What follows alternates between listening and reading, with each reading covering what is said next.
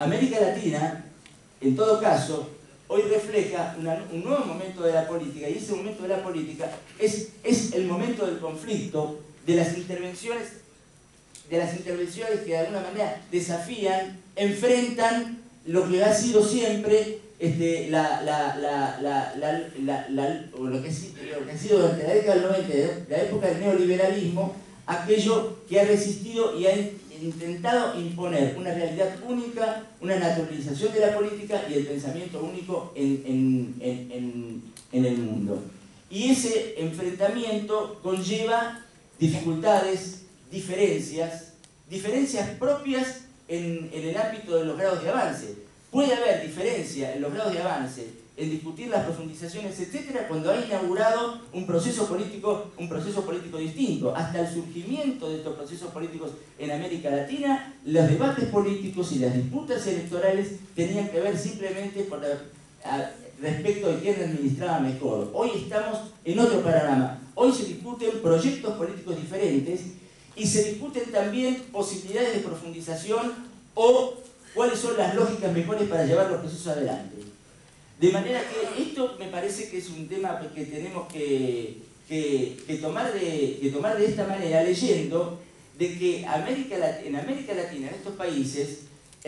la recuperación de la democracia pudo ser después profundizada y pudo darle sentido a esta recuperación de la democracia en el marco de una construcción política que implica la necesidad de reconocer conflictos y la necesidad de reconocer la posibilidad de la política como herramienta de cambio. Y en ese sentido, de lo que se trata precisamente hoy es de la manera más inteligente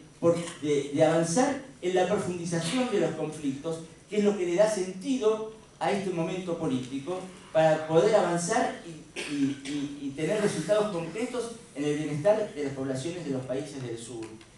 Y esa posibilidad de construcción de conflictos y de avanzar tiene que ver con la posibilidad de construir una densidad de apoyo a esos conflictos en la movilización, en el consenso popular, a la construcción de la conflictividad que permita el cambio. Entonces, aparece aquí una dinámica en donde de lo que se trata para construir consensos y apoyos y profundizar el proyecto y afirmarlo y permitir la continuidad de estos gobiernos, no es en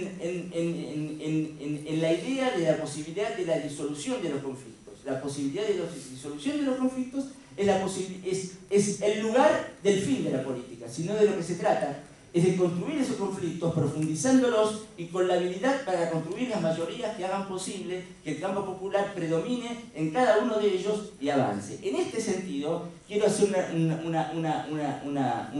quiero citar un momento que para mí fue central en términos de descubrir que algo había cambiado en el proceso político argentino. Y esto no intenta hacer una reivindicación, porque en realidad tiene que ver con el mismo proceso político mismo. Cuando vino Kirchner acá, a Carta, cuando antes todavía de la votación en el Senado, y cuando el tema todavía estaba en riesgo, él dijo en aquel momento que se pierda o se gane, había el resultado del proceso de confrontación por la 125 había tenido como hecho muy central haber transparentado una polarización en la política argentina. Y esa polarización, después, esa posibilidad de polarizar, esa posibilidad de ver la política como un lugar de lucha, la política como una sociedad de opuestos, con una sociedad donde hay oposiciones, donde hay antagonismos, no puede ser una cosa distinta que una política de lucha, porque de lo que se trata es de resolver esas desigualdades que tienen raíces estructurales. Él dijo todo en ese momento de que la 125 había tenido como resultado como base, como resultado, como piso, la posibilidad de construir, de transparentar un conflicto político con una sociedad que empezaba a diseñar y a organizarse en términos de proyectos diferentes. Y ese parece haber sido un resultado, eso parece haber sido una reflexión muy interesante, porque la sociedad se organizó, efectivamente, y la política se organizó desde aquel momento como un lugar de confrontación de proyectos. Lugar de confrontación de proyectos que tuvo en cada una de estas fases, las AFJP, el matrimonio igualitario, bueno, todas las cosas estas,